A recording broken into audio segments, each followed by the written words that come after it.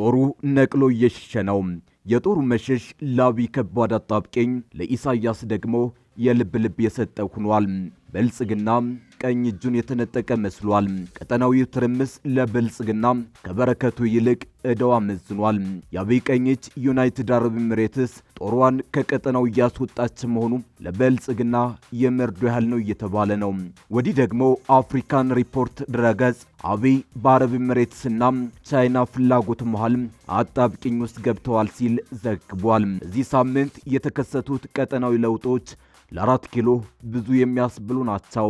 አረብ ኤሚሬትስ ጦሯን ከሶማሊያና የመን እያስወጣች መሆኑ በተሰማ ማግስት ሳውዲና ግብጽ ኢትዮጵያ አፍንጫ ስር ቀጠናዊ ጦር መስርተዋል። ለኢትዮጵያ አስደንጋጭ የሆነ ወታደራዊ መረጃ ወጥቷል። ጠላቶቿ የማይተኙላት ኢትዮጵያ አሁንም ሌላ ወታደራዊ አደጋ ተጋርጦባታል። ኢትዮጵያ ላይ ያነጣጠረ ወታደራዊ ህብረት ሊመሰረት ከጫፍ ደርሷል። ሳውዲ አረቢያ ከተባበሩት አረብ ኤሚሬቶች የሚመጣባትን ቀጠናዊ ተጽዕኖ ለመግታት ከሶማሊያና ከግብጽ ጋር አዲስ ወታደራዊ ጥምረት ለመመስረት የሚያስችል ስምምነት በማጠናቀቅ ላይ ትገኛለች። ብሉምበርግ ጉዳዩን የሚያውቁ ሁለት ምንጮችን ጠቅሶ እንደዘገበው የሶማሊያው ፕሬዝዳንት ሐሰን ሼክ መሐመድ በቀይ ባህር ደህንነትና በጥልቅ ወታደራዊ ትብብር ዙሪያ ስትራቴጂካዊ አጋርነት ለመመስረት ያለመውን ይህንን ስምምነት ለማጽደቅ በቅርቡ ወደ ሳውዲ አረቢያ ያቀናሉ ተብሎ ይጠበቃል። ሶማሊያ በዚህ ሳምንት ከተባበሩት አረብ ኤሚሬቶች ጋር የነበራትን የጸጥታና የወደብ ስምምነቶች ያቋረጠች ሲሆን ለዚህም እንደ ምክንያት የጠቀሰችው ኤሚሬቶች አንድ የመን ተገንጣይ መሪ ሶማሊያ ግዛት በኩል እንዲያልፍ በማድረጋቸው ሉዓላዊነቴ ተጥሷል የሚል ክስ ነው። እንደ ዘገባው ከሆነ የሳውዲ አረቢያ ባለስልጣናት የሶማሊያ መንግስት ከተባበሩት አረብ ኤሚሬቶች ጋር ያለውን ግንኙነት እንዲቀንስ ግፊት ሲያደርጉ ቆይተዋል። በሁለቱ የኦፔክ ፕላስ አባል ሀገራት መካከል ያለው ውጥረት የናረው ሳውዲ አረቢያ የተቀናቃኟን ተጽዕኖ ለመቀነስ በሚያደርገው ጥረት ኤሚሬቶች ወታደሮቿን ከየመን እንድታስወጣ ትዕዛዝ ካስተላለፈች በኋላ ነው። ሳውዲ አረቢያ እስካሁን ድረስ ለሶማሊያ ግዛታዊ አንድነትና አልሸባብን ለመዋጋት ለምታደርገው ጥረት ጠንካራ የፖለቲካ ድጋፍ ስትሰጥ ብትቆይም የስምምነት ግን ሳውዲ የአፍሪካ ቀንድ ሀገር የሆነችውን ሶማሊያ የጸጥታና የመከላከያ አቅም በቀጥታ ለማጠናከር የምትሞክርበት የመጀመሪያው ስምምነት ይሆናል። አንድ የሶማሊያ መንግስት ቃል አቀባይ እንዲህ አይነት ስምምነት እየተዘጋጀ መሆኑን ቢያረጋግጡም ተጨማሪ ዝርዝር መረጃ ለመስጠት ፈቃደኛ አልሆኑም። የሳውዲ አረቢያ መንግስትና የመከላከያ ሚኒስቴር ቃል አቀባዮች እንዲሁም የግብጽ መንግስት በጉዳዩ ላይ ለቀረበላቸው ጥያቄ ምላሽ አልሰጡም። የተባበሩት አረብ ኤሚሬቶች በበኩሏ ኢኮኖሚዋን ለማስፋፋትና የውጭ ተጽዕኖዋን ለማሳደግ ባለፉት ዓመታት በአፍሪካ ያላትን ተሳትፎ የጨመረች ሲሆን በሊቢያና በሱዳን ስልጣን የሚሹ ወታደራዊ ቡድኖችን ስትደግፍ ቆይታለች። ምንም እንኳን የሶማሊያን ግዛታዊ አንድነት እንደምታከብር ብታረጋግጥም ራሷን ባገለለችው ሶማሌላንድ በሚገኘው የበርበራ ወደብና በፑንትላንድ በሚገኘው የቦሳሶ ወደብ ላይ ከፍተኛ መዋዕለ ንዋይን አፍስሳለች።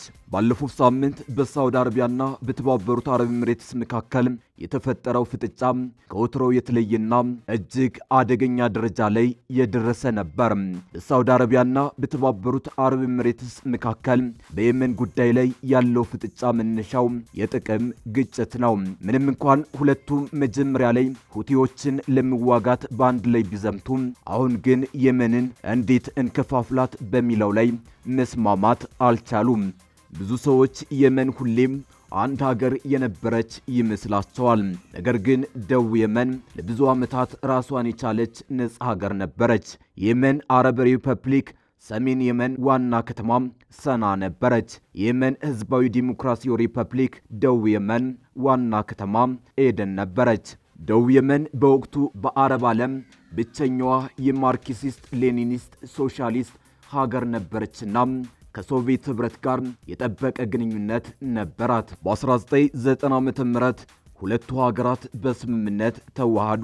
ነገር ግን ውህደቱ አልሰመረምና የ1994ቱ የእርስ በርስ ጦርነት ውህደቱ ከተፈጸመ ከ4 ዓመት በኋላ ደቡቦች በሰሜን ተበልጠናል፣ ሀብታችን እየተዘረፈ ነው በሚል በድጋሜ ለመገንጠል ሞክረው በጦርነት ተሸነፉ። ያኔ የደቡብ መሪዎች ተሰደዱ። ሰሜኑንም በአሊ አብደላ ሳላህ መሪነት ደቡቡን በኃይል ተቆጣጠረ። ስለዚህ የደቡብ የመን ጥያቄ አዲስ መገንጠል ሳይሆን ወደ ቀድሞ ነጻነታችን እንመለስ የሚል ጥያቄ ነው።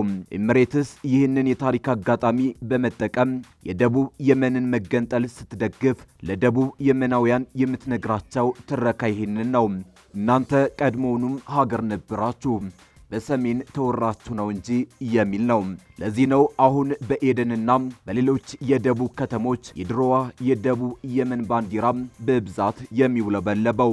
ነስር ሚን አላህ የተሰኘው ዘመቻ በየመን ጦርነት ውስጥ እጅግ አስደንጋጭ ከነበሩ ክስተቶች አንዱ ነው።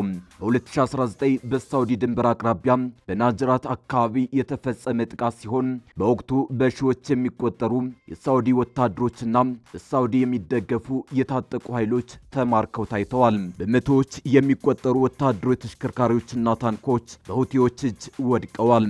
ይህ ጥቃት ሳውዲ አረቢያን በዓለም ፊት ያስደነገጠ ክስተት ነበር። ምክንያቱም እጅግ ዘመናዊ መሳሪያ የታጠቀው የሳውዲ ጦር በቀላሉ በሁቲዎች ወጥመድ ውስጥ መውደቁ የጦር አቅሟን ጥያቄ ውስጥ ከቶት ነበር። ሳውዲ ጦርነቱን በሁለት ሳምንት ውስጥ አጠናቅቀዋለሁ ብላ ነበር የጀመረችው። በወቅቱ የሂዝቦላህ መሪ የነበረው ሐሰን ነስረላህ በንግግሩ የሳውዲ ጦር በሁቲዎች እጅ እንደ ቅጠል ሲረግፍ አየን በማለት በሳውዲ ላይ አላግጦ ነበር። የመን ለሳውዲዎች መቃብራቸው ትሆናለች፣ መግባት እንጂ መውጣት አትችሉም በማለት ጦርነቱ ረጅም ጊዜ መፍጀቱን እንደ ትልቅ የሳውዲ ውድቀት ይቆጥረው ነበር። ሳውዲ በየመን ጦርነት ምክንያት በየቀኑ በሚሊዮን የሚቆጠር ዶላር ማውጣቷንና ለጦርነቱ ስትል የሀገሪቱን ኢኮኖሚ እያዳከመች መሆኑን በመጥቀስ ገንዘባችሁን ጨርሳችሁ ወደ ድህነት ትመለሳላችሁ የሚል የማላገጫ ንግግሮችን ያደርግ ነበር። ሁቲዎች የየመኑን ተራራማ መሬት ጠንቅቀው ያውቃሉ። የሳውዲ ወታደሮች ግን በተራራማው አካባቢ ለደፈጣ ጥቃት ተጋላጭ ነበሩ። ኢራን ለሁቲዎች የሰጠቻቸው የድሮንና የሚሳኤል ቴክኖሎጂ የሳውዲን የመገናኛ አውታሮች በማፈን ጥቃቱ እንዲሳካ ረድቷል። በዚያን ወቅት የተባበሩት አረብ ኤሚሬትስ ሰራዊቷን በደቡብ የመን አስፍራ ነበር። ነገር ግን ሳውዲ ሰሜን የመን ላይ ከሁቲዎች ጋር ስትታገል ኢማራት ትኩረቷን ወደ ደቡብ ወደቦች በማድረጓ በሁለቱ መካከል ክፍተት ተፈጠረ። ሳውዲዎች እኛ ድንበራችን ላይ ከሁቲዎች ጋር ስንዋጋ ኢማራት ለምን ደቡብ ላይ የራሷን ጥቅም ብቻ ታሳድዳለች የሚል ቅሬታ ነበራቸው። ሳውዲ አረቢያ የመን አንድነቷ ተጠብቆ በሪያድ በሚደገፈው ማዕከላዊ መንግስት ስር እንድትሆን ትፈልጋለች። የተከፋፈለችው የመን ለሳውዲ ደቡባዊ ድንበር ስጋት ነኝ ብላም ታምናለች። የተባበሩት አረብ ኤሚሬትስ ደቡብ የመን ተገንጣይ ራሷን የቻለች ሀገር እንድትሆን ትፈልጋለች። ለዚህም ነው የደቡብ የሽግግር ምክር ቤት የተባሉትን አማጽያን በገንዘብና በጦር መሳሪያ የምታስታጥቀው።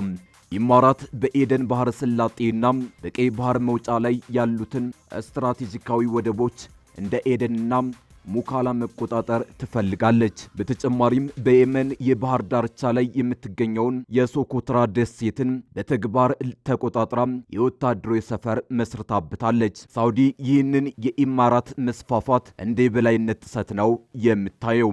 ጦርነቱ ሰልችቷታል። ስለዚህ ከሁቲዎች ጋር ድርድር በማድረግ የራሷን ድንበር ሰላም ማስጠበቅ ትፈልጋለች። ኢማራት ሳውዲ ከሁቲዎች ጋር የምታደርገውን ድርድር የኔን ጥቅም በደቡብ የመን ያለኝን ተጽዕኖ አሳልፎ ይሰጣል በሚል ትሰጋለች። ሳውዲ እኔን ሳታማክር ከጠላት ጋር ትደራደራለች የሚል ቅሬታ አላት። የሀድራሞት ጉዳይ በሳውዲ አረቢያና በተባበሩት አረብ ኤሚሬቶች መካከል ያለውን የውስጥ ለውስጥ ሽኩቻ ይፋ ያወጣ ትልቅ ርዕስ ነው። ሀገሪቱ ያላት ስትራቴጂካዊ ቦታ ብቻ ሳይሆን የተፈጥሮ ሀብቷ ለሁለቱ ሀያላን የፍክክር መንስኤ ሆኗል። ሀድራሞት በመልክዓ ምድራዊ አቀማመጧም ሆነ በታሪኳም በሀገር ውስጥ ያለች ሀገር ልትባል ትችላለች። የመን ውስጥ ካሉ ግዛቶች ሁሉም በትልቅነቷ ቀዳሚ ስትሆን ከሀገሪቱ ስፋት 1/3ኛውን ትሸፍናለች። ከሌሎች ሀገራት ጋር ያላት ግንኙነትም እጅግ ስትራቴጂካዊ ነው። ሀድራሞት በስተሰሜን ከሳውዲ አረቢያ፣ በስተምስራቅ ደግሞ ከኦማን ጋር ትዋሰናለች። ሀድራሞት ከሳውዲ ጋር ሰፊ የድንበር መስመር እንዳላት ይታወቃል። ይህ ቦታ ሳውዲ በቀጥታ ወደ አረቢያን ባህር የምትወጣበት አቋራጭ መንገድ ነው። ብዙ የሳውዲ ባለሀብቶች ቢን ላደንን ቤተሰብ ጨምሮ ትውልዳቸው ሀድራሞት ነው። ሳውዲ አረቢያ ሀድራሞትን እንደ ሁለተኛ ድንበሯ ነው የምታያት። ሀድራሞት በሰላም ከቆየች የሳውዲ ደቡባዊ ክፍል አስተማማኝ ይሆናል። ለዚህ ነው ሳውዲ በሀድራሞት ውስጥ የራሷን የጎሳ መሪዎች የምትደግፈውና የኢማራት ተጽዕኖ እንዳይሰፋም የምትታገለው።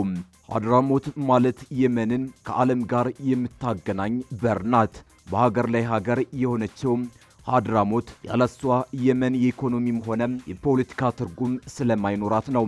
አሁን ባለው ሽኩቻ ሀድራሞት ራሷን የቻለች ፌዴራላዊ ግዛት ወይም ሀገር የመሆን ዕድሏም ከፍተኛ ሆኗል።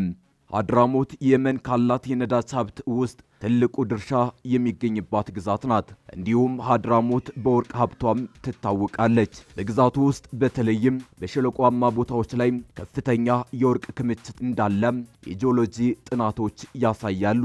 የመን ወደፊት ዳግም የምትቆመው በዚህ ነዳጅና ወርቅ ነው ተብሎ ስለሚታመን ይህንን ግዛት የሚቆጣጠረው አካል የመንን የወደፊት ዕጣ ፈንታ የመወሰን አቅም ይኖረዋል። ኢማራት በተባበሩት አረብ ኤሚሬትስ በተለይ በማዕድንና በወርቅ ዘርፍ ላይ ትልቅ ፍላጎት ስላላት በደቡብ የመን በኩል የምታደርገው እንቅስቃሴ ይህንን ሀብት በቀጥታም ሆነ በተዘዋዋሪ ለመቆጣጠር ነው ተብሎ ይታመናል። ሳውዲ አረቢያ ለሀድራሞት ያላት ፍላጎት ከነዳጅን ባለቤትነትም ያለፈ ነው። ሳውዲ ነዳጇን ለዓለም የምታቀርበው በሆርሙዝ የባህር በር በኩል ነው። ይህ በር ግን በኢራን ስጋት ስር ነው። ሳውዲ ለብዙ ዓመታት በሀድራሞት በኩል ወደ አረቢያ ባህር የሚወጣ የነዳጅ ማስተላለፊያ ቧንቧ ለመዘርጋት ትፈልጋለች። ይህ ከተሳካ ሳውዲ ያለ ኢራን ስጋት ነዳጇን ማቅረብ ትችላለች። ይህንን ለማድረግ ደግሞ ሀድራሞት በሳውዲ ቁጥጥር ስር መሆን አለባት። ኢማራት በበኩሏ ሀድራሞትን የምትፈልገው እንደ ማሪታይም ግዛት ነው። የሀድራሞት የባህር ጠረፍ እጅግ ረጅም ነው። ኢማራት በደቡብ የመን የሽግግር ምክር ቤት በኩል ሀድራሞትን ከተቆጣጠረች ከህንድ ውቅያኖስ እስከ ቀይ ባህር ያለውን የንግድ መስመር ሙሉ በሙሉ በእጇ ታድርጋለች። ሀድራሞት ማለት የመን ውስጥ ያለች ትንሿ ሀብታም ሀገር ናት። ሳውዲም ሆነች ኢማራት ይህንን ግዛት ማጣት አይፈልጉም። ይህም ማለት የመን ውስጥ ያለው ጦርነት ከሁቲዎች ጋር ብቻ ሳይሆን አጋር በነበሩት ሳውዲና ኢማራት መካከል ወደሚደረግ የሀብት ሽሚያም ተቀይሯል። በቅርቡ የተሰማውም ሆነ ከዚህን ቀደም የነበረው የተባበሩት አረብ ኤሚሬትስ ወታደራዊ እንቅስቃሴ የፈሪ እርምጃ ሳይሆን የብልህ ስትራቴጂ ውጤት ነው። ኤሚሬትስ በየመን የምትከተለው ስልት በዘመናዊ ፖለቲካ የውክልና ጦርነት ተብሎ የሚጠራ ሲሆን ይህም የራስን ወታደር ለጥቃት ሳያጋልጡ ጥቅምን የማስከበር ጥበብ ነው። ሳውዲ ጦርነቱን በድርድር ዘግታ በሰላም መውጣት ትፈልጋለች። ኢማራት ግን ጦርነቱ ቢቆምም ባይቆምም የደቡብ የመን ወደቦችና ደሴቶች በእኔ ስር መቆየት አለባቸው የሚል ጽኑ አቋም አላት። ይህ የማይታረቅ ፍላጎት ነው ሁለቱን ሀገራት ወደ ጦርነት የገፋቸው። ይህ ፍጥጫ አሁን ከሀገር ጥቅም አልፎ ወደ ግለሰባዊ ክብር ተሸጋግሯል። መሐመድ ቢን ሰልማንና መሐመድ ቢን ዛይድ ቀደም ሲል የነበራቸው መምህርና ተማሪ የመሰለ ግንኙነት አሁን አብቅቶለታል። ሳውዲ አረቢያ በአረቡ ዓለም ብቸኛ መሪ ሆና ለመውጣት ስትጥር፣ ኢማራት ደግሞ በትንሽነቷ ውስጥ ግዙፍ ተጽዕኖ ፈጣሪ ሆኖ ለመቀጠል መፈለጓ ለግጭቱ ነዳጅ ሆኗል። ኢማራት ከየመን መውጣቷ ሽንፈት ሳይሆን ስልታዊ በሆነ መንገድ ኃላፊነትን ለተላላኪዎች መስጠት ነው። አሁን በሳውዲና በኢማራት መካከል ያለው ግልጽ ጦርነትና ማስጠንቀቂያ የሚያሳየው ሁለቱ ሀገራት የመንን እንደ ኬክ ለመካፈል ሲሞክሩ ትልቁን ድርሻ ማን ይውሰድ በሚለው ላይ መስማማት አለመቻላቸውን ነው። ብዙ የፖለቲካ ተንታኞች ኢማራትን ትንሿ ስፓርታ ወይም የቀጠናው አሜሪካ ብለው ይጠሯታል።